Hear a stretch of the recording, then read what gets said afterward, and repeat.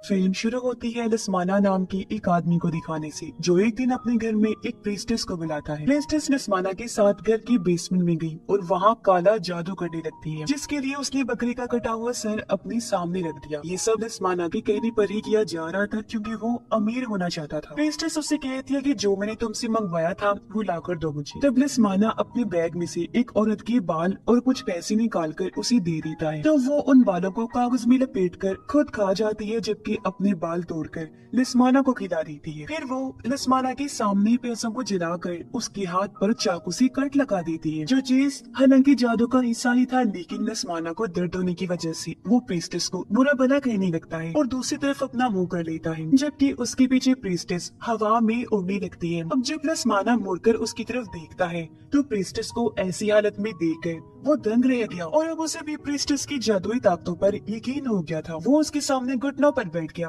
कहता है कि आज से मैं तुम्हारा गुलाम। उसका ये कहना ही था कि उसके कमरे में पैसों की बारिश होने लगती है। साथ ही लस्माना का ब्रीफ केस भी पैसों से भरने लगता है, जो देखकर उसकी खुशी का कोई ठिकाना ही नहीं रहता। यही नहीं बल्कि जिस बकरी का वो सर था वो भी जिंदा होकर पूरा यहाँ खड़ा हो जाता है। उसे देखने से हम समझ जाते हैं कि ये बकरा दरअसल डेविल है, यानी कि शैतान, जिसको लस्माना ने एक जान दी और बदले में शैतान ने उसे पैसों से माला माल कर दिया। तब प्रीस्टेस भी उसे कहती है कि शैतान ने तुम्हारी कुर्बानी कबूल कर लिया, इसलिए अब तुम घर जाओ, जहाँ भी दौलत शोहरत तुम्हारा इंतजार कर रही है। लस्माना अब जैसे बेसमेंट से बाहर गया, फौरन ही दरवाजा बंद हो जाता है। अब सच में लस्माना को इतनी कामयाबी मिलती है कि वो रातों रात अमीर हो जाता है, लेकिन उसकी वाइफ की मौत हो जाती है। सबको लगता है कि उसकी वाइफ ने खुद अपनी जान ली, पर असल बात तो ये थी कि लस्माना ने अपनी वाइफ के ही बाल देकर उसकी कुर्बानी दी थी, जिससे उसकी वाइफ तो मारी गई पर वो अमीर हो गया। अब लस्माना की दो बेटियां भी थी। बड़ी बेटी का नाम आल्फी था। अपनी वाइफ की मौत के बाद लस्माना एक एक्ट्रेस से शादी कर लेता है, जिसके पहले से 3 बच्चे थे, 2 बेटियां और 1 बेटा। उसकी बड़ी बेटी का नाम माया होता है, लेकिन फिर टाइम के साथ साथ अचानक कुछ ऐसा हुआ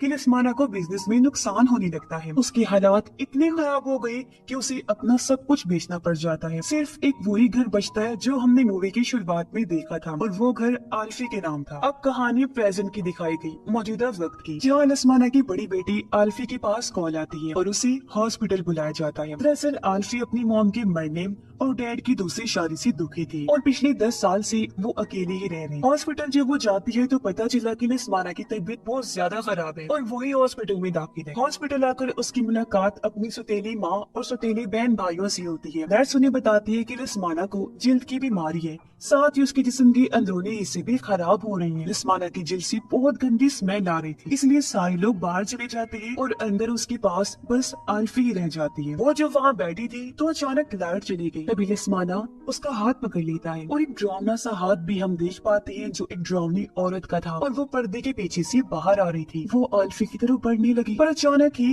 गायब हो जाती है। अब आल्फी जब देखती है कि डैड ने काफी देर से मेरा हाथ पकड़ा हुआ है, तो वो बेड की तरफ देखती है, जहाँ उसे डरावनी औरत ने ही उसका हाथ पकड़ा हुआ था। असल में वो आल्फी पर हमला कर देती है, जिससे वो काफी घबरा जाती है, पर अचानक ही लाइट आ गई और सब नॉर्मल हो जाता है। अब अचानक लस्माना बेड से उठकर आल्फी को पकड़ लेता है। वो कंट्रोल से बाहर हो गया था। अब शोर सुनकर बाकी सब भी अंदर आ गए और लस्माना अपनी दूसरी बेटी के ऊपर गिर गया, यानी माया की बहन के ऊपर, और उसके मुंह से जो खून निकल रहा था वो सारा माया की बहन पर गिर जाता है। पर आल्फी इस सारे वाकये से काफी खौफजदा हो जाती है। कुछ देर बाद आल्फी की सौतेली मॉम उसके पास आकर कहती है कि हमें उस घर में जाना है जो तुम्हारे नाम है, क्योंकि वो जायदाद हम बेचना चाहते हैं। अब यहाँ हम जान पाते हैं कि आल्फी अपने सपनों में अक्सर अपनी माँ को मरता हुआ देखती है बार बार, यानी वो उनकी मौत के सदमे से बाहर नहीं आ पा रही।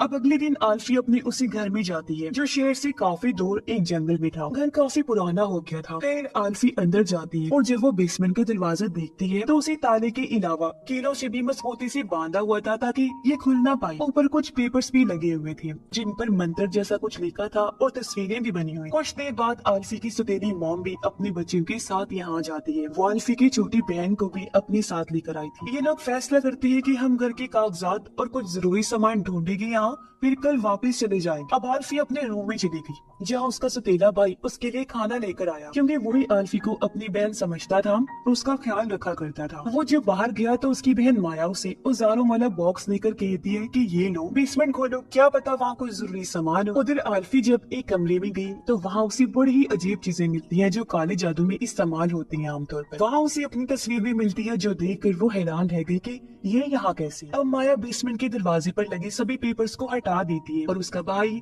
केले हटाकर लॉक भी तोड़ देता है। और अब जैसे उसने दरवाजा खोला, अंदर से एक हवा का झोंका सब कुछ होकर उनके पास से गुजर जाता है। फिर वो हवा का झोंका हॉस्पिटल में लसमाना के पास में पहुंच गया और उसके मुंह से खून निकलने लगता है। तभी उसके मुंह से बालों का गुच्छा निकलने लगा जो बहुत लंबा था और वो बाल आते आते इतना बढ़ जाता है कि उसके गर्दन और चेहरे से लिपट गया। वो बाल लसमाना का गला घोंट देते हैं और उसकी मौत हो जाती है। बेसमेंट के दरवाजे पर माया की मॉम भी आ गई। उसने जब अंदर जाकर देखा तो कुछ दिखाई नहीं दे रहा था। अब उनकी मॉम अपने बेटे को अंदर जाने का कहती है, पर तभी यहाँ आल्फी भी आ गई जो अपने सौतेले भाई को बेसमेंट में जाने से मना करती है और कहती है कि इस घर में कोई गड़बड़ है, क्योंकि एक कमरे में मुझे जादू टोने से जुड़ी चीजें मिली। और उसकी सौतेली माँ उसकी किसी भी बात का यकीन नहीं करती। अचानक आल्फी की बहन को बेसमेंट में कोई दिखाई देता है। वो काफी डर गई, अपनी माँ को बताने की कोशिश करती है लेकिन वो उसे भी डांट देती है। पर अगले ही पल उनकी मॉम को अपने पैरों पर कुछ महसूस हुआ। उसने जब नीचे देखा तो दो हाथों ने उसके पैरों को पकड़ लिया था जो अगले ही पल उसे बेसमेंट में खींचने लगता है। माया और उसका भाई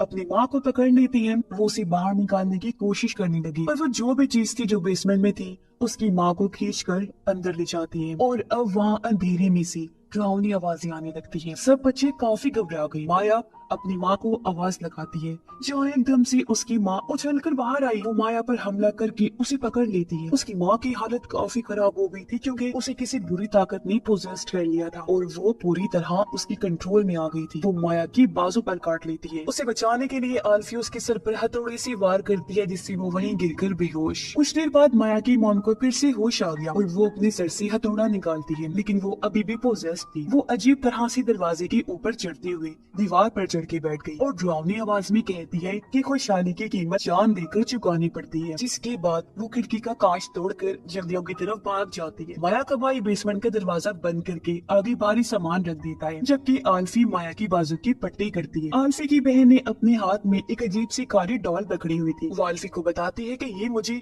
एक कमरे से मिली। तब आल्फी उससे वो ले लेती है। माया का भाई उसे बाहर गाड़ी के पास बुलाता है और दिखाता है कि गाड़ी की तारें काट दी गई हैं, जो और किसी ने नहीं बल्कि इनकी माँ ने पोजेस्ड हालत में काटी थी। यानी ये लोग यहाँ से नहीं निकल सकते, बुरी तरह यहाँ फंस गए थे। आल्फी अपने सौतेले भाई को फोन देते हुए कहती है कि तुम पुलिस को या किसी ऐसे इंसान को कॉल करके बुलाओ जो हमारी मदद कर सकता है। जिसके बाद वो अपने भाई को छोटी बहन के पास ही छोड़कर माया के साथ निकल जाती है ताकि वो पास के गांव में जाकर माया के लिए कोई इलाज का बंदोबस्त कर सके, क्योंकि माया की हालत बिगड़ती जा रही। बारिश भी हो रही थी और ये लोग जब जंगल से गुजर रही थी तो इन्हें अपनी माँ मिलती है जो अब एक जगह पर बैठी अजीब हरकतें कर रही थी। उसे देखकर दोनों डर गई, फौरन छुप जाती है। अब आल्फी एक जगह पर आकर माया को यही रुकने का कहती है। फिर वो अपने बैग से हथौड़ा निकाल कर अपनी माँ को देखने जाती है। उसके पीछे से माया आल्फी के बैग से उसकी डायरी निकाल कर पढ़ने लगती है जहाँ आल्फी ने अपनी सौतेली माँ और बहन भाइयों की तस्वीरों को खराब करके उनके बारे में बुरा भला लिखा हुआ था। यानी इस तरीके से आल्फी ने भरपूर उनके खिलाफ अपनी नफरत का इजहार किया था जो देखकर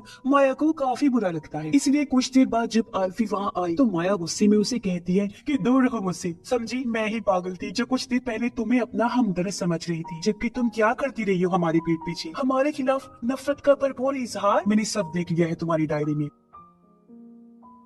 अब आल्फी हालांकि उससे माफी मांगती है, उसे समझाने की कोशिश करने लगी लेकिन माया उसकी सुनने को तैयार ही नहीं थी, इसलिए वो अकेले ही वहाँ से चली जाती है। आल्फी उसके पीछे जाकर भी उसे रोकने की कोशिश करती है लेकिन माया जो भाग चुकी थी वो ढूंढने पर भी उसे कहीं नहीं मिलती, जिस वजह से आल्फी को काफी बुरा लगता है और मजबूरन उसे माया के बगैर ही घर आना पड़ता है। अब घर में माया का भाई अपनी दूसरी बहन को कॉल करता है जो किसी वजह से इन लोगों के साथ इस घर में नहीं आ पाई। माया का भाई उसे सारी बात बताकर मदद के लिए घर बुलाता है। कुछ देर बाद आल्फी भी घर आ गई। वो अपने भाई को सारी बात बता देती है। उसके भाई को भी दुख हुआ। वो कहता है कि तुम इतनी नफरत करती हो हम सबसे और माया को अकेला ही छोड़ आई। आल्फी कहती है कि सुबह होते ही मैं उसे ढूंढने जाऊंगी। फिर वो अपने भाई को उसी कमरे में लेकर जाती है जहाँ उसने काले जादू वाली चीजें लिखी। वहाँ उन्हें एक डायरी मिली जिसके अंदर डरावनी सी औरत की पेंटिंग्स थी। आल्फी कहती है कि इस औरत को मैंने हॉस्पिटल में देखा था और इसने मेरा हाथ पकड़ के मुझे डराया भी था और वहाँ बने कुछ और सिंबल निशान देखकर कहती है कि ये सारे निशान वही हैं जो बेसमेंट के दरवाजे पर लगाए गए उन कागज पर थे। हो सकता है कि ये निशान सिंबल बेसमेंट के अंदर किसी ड्राउनिंग चीज को बाहर आने से रोकने के लिए लगाए गए हो। अभी किताब को पढ़ने से इन्हें पता चला कि जितनी भी ड्राउनिंग औरतें इन्होंने देखी वो सारी असल में डार्क प्रीस्टेस है, यानी बुरी ताकतें रखने वाली, काला जादू करने वाली बुरी प्रीस्टेस, क्योंकि ये शैतान को अपना गॉड समझकर उसकी पूजा करती है और जो ताकतें इनके पास होती हैं वो भी इन्हें डेविल शैतान दिया करता है। अब आगे कुछ चीजें देखकर इन्हें समझ लग जाती है कि ये सब हमारे बाप लसमाना ने करवाया है ताकि वो दौलतमंद हो सके। जंगल में माया जब आगे बढ़ रही थी तो उसे अपनी माँ बहुत ही बुरी हालत में मिलती है। उसकी जुबान बाहर आ चुकी थी जो अचानक माया पर हमला कर देती है। जब अपने बचाव में माया उसे मार डालती है। आल्फी की बहन जब सो रही थी तो उसे पीछे पड़ी अलमारी से अपनी माँ की आवाज आती है जो उसे पुकार रही थी। बच्ची डर के उठ जाती है। वो जब अलमारी को चेक करने गई तो वहाँ कोई भी नहीं था। वो फिर से आकर बेड पर लेट जाती है, लेकिन तभी हम उसके पीछे उसी ड्राउनी औरत यानी प्रीस्टेस को देखते हैं जहाँ अचानक बच्ची का बेड जोरों से हिलकर उछलने लगता है और वही ड्राउनी आवाज उसे कहती है कि तुम मेरी बेटी हो। पर इस पर बच्ची कहती है कि नहीं नहीं, तुम मेरी माँ नहीं हो सकती। अचानक ये सब नॉर्मल हो गया। बच्ची जब नीचे जाकर देखती है तो वहाँ कोई भी नहीं होता, लेकिन अब जैसी वो ऊपर हुई वो ड्राउनी प्रीस्टेस उसके बेड पर आ जाती है। उसे देखकर बच्ची चीख मार देती है। आवाज सुनकर आल्फी और उसका भाई जल्दी से वहाँ जाती है। प्रीस्टेस उन पर भी हमला कर देती है। वो उनकी छोटी बहन को खींच कर ले जा रही थी तो वो दोनों बड़ी मुश्किल से अपनी बहन को बचाती है और अब प्रीस्टेस उसे छोड़कर आल्फी को पकड़ लेती है। लेकिन जैसे ही उसके भाई ने बेड खिसकाया प्रीस्टेस वहाँ से भाग जाती है। तभी आल्फी बेहोश हो गई और अपने उस टाइम के ख्याल उसे आने लगते हैं जब उसकी माँ की मौत हुई थी तो वो उनके साथ थी। उस टाइम दरअसल आल्फी की माँ उसे सुला रही थी पर अचानक किसी बुरी ताकत ने उन्हें बिल्डिंग से नीचे धक्का दे दिया। ये देखकर फौरन आल्फी ने अपनी माँ को पकड़ लिया। वो उन्हें बचाने की कोशिश कर रही थी पर तभी यहाँ चुड़ैल नुमा प्रीस्टेस वहाँ आकर उसकी माँ को नीचे गिराकर मार देती है। अपनी माँ को बचाते हुए प्रीस्टेस ने आल्फी की बाजू पर पकड़ लिया था। तब उस चुड़ैल प्रीस्टेस की नाखूनों के निशान आल्फी की बाजू पर लग गई थी जो आज भी थी। अब सुबह हो गई थी और इनकी वो बहन भी यहाँ आ गई थी पर बीच जंगल में उसकी गाड़ी रुक गई। तभी उसके पास माया आ गई जो भी अजीब हालत में थी। वो अपनी बहन को कहती है कि चलो मेरे साथ में तुम्हें घर तक ले चलती, पर उसकी बहन शीशे से देखती है कि माया ने अपने पीछे हथौड़ी छुपाई हुई है जो देखकर उसे अजीब तो लगा, लेकिन वो माया से पूछ ही लेती है कि तुमने ये हथौड़ी क्यों पकड़ी हुई है। जो सुनकर तो बस माया को गुस्सा आ गया और वो हथौड़ी से कार का दरवाजा तोड़कर अंदर आ गई और अपनी बहन पर बुरी तरह हथौड़ी से हमला करके उसे मार डालती है, जिससे हम समझ जाते हैं कि माया भी अपने होश में नहीं रही, वो भी पोजेस्ड हो चुकी है। वो फिर घर आती है और देखती है कि आल्फी की हालत खराब है। बार बार उसे भी प्रीस्टेस की ड्राउनी आवाज पुकार रही और उसके पास ही हम डेविल को भी देख पाते हैं। तभी माया को बेसमेंट में उसी ड्राउनी प्रीस्टेस की परछाई दिखाई देती है, इसलिए वो बेसमेंट में आ जाती है। बेसमेंट में माया को 5 पुतलों से बनी एक माला मिलती है। इन्हीं इन पुतलों को जो उसने पिरोया हुआ था और ये इनकी फैमिली के ही थे। एक बार फिर उसे प्रीस्टेस पुकारने लगी। माया पूछती है कि तुम कौन हो। वो बताती है कि मैं तुम्हारी माँ हूँ। तुम्हारी बहन भाइयों ने मुझे चुन लिया है, इसलिए अब तुम भी मेरी गुलामी में आ जाओ मेरी बच्ची। इतना सुनकर माया अपना सर झुका देती है और हम पीछे ड्राउनी प्रीस्टेस को बैठा हुआ देखते हैं। सुबह आल्फी को होश आ गई। वो जब नीचे आई तो अपनी माँ को पियानो बजाते हुए देखती है, इसलिए वो उनके साथ में जाकर बैठ जाती है। पर ये उसकी मॉम नहीं बल्कि वही प्रीस्टेस थी जो आल्फी का हाथ पकड़ के उसे जख्मी कर देती है। आल्फी बुरी तरह चिल्लाने लगी। अब प्रीस्टेस उसके सामने अपना मुंह चीरने लगती है। आल्फी से देखा नहीं गया तो वो अपनी आंखों पर हाथ रख लेती है, पर प्रीस्टेस अपनी पूरी खाल निकाल कर उसे डरा रही थी। पर अगले ही पल वहाँ माया आकर आल्फी को संभालती है और हम देखते हैं कि माया बिल्कुल सही सलामत है। खैर अब ये बहन भाई एक साथ बैठे हुए थे और आल्फी के उस बाजू की हालत खराब होती जा रही थी जिसे प्रीस्टेस ने पकड़ा था। आल्फी अपने भाई को कहती है कि देखो मेरी बाजू का भी यही हाल है और मेरी छोटी बहन का भी। जब से इसने वो काली सी गुड़िया हाथ में पकड़ी है इसका हाथ भी अजीब होता जा रहा है। अब आल्फी अपने भाई को बताती है कि तुम्हें याद है तुम्हारी मॉम यानी मेरी सौतेली माँ ने क्या कहा था कि खुशहाली की कीमत हमेशा जान देकर चुकानी पड़ती है। और जो ड्राउनी प्रीस्टेस हमें बार बार दिखाई दे रही है ना, उसने मेरी माँ को मारा था जब डैड ने पैसों के लिए उनकी कुर्बानी दी थी और अब वही तुम्हारी माँ के अंदर भी है। वो हमें यहाँ से कभी नहीं निकलने देगी। चलो उठो, हमें अभी के अभी यहाँ से भागना होगा। पर एकदम से माया अजीब तरह से बोलती है कि वो तुम्हें कभी यहाँ से नहीं जाने देगा। माया के भाई को गुस्सा आ गया ये सुनकर। वो माया को पकड़ के कहते हैं कि कौन कौन नहीं जाने देगा, आखिर तुम किसकी बात कर रही हो। अब माया कोई जवाब तो नहीं देती बल्कि जोर जोर से हंसने लगती है और ऐसा होते ही म्यूजिक अपने आप ही बजने लगा। का सामान भी इधर से उधर उड़ने लगता है और घर से बाहर जाने के सभी दरवाजे बंद हो जाते हैं। पर माया फिर से वही बात करती है कि वो तुम्हें यहाँ से जाने नहीं देगा। तभी खिड़की से बाहर वही ड्राउनी प्रिंसेस आ जाती है।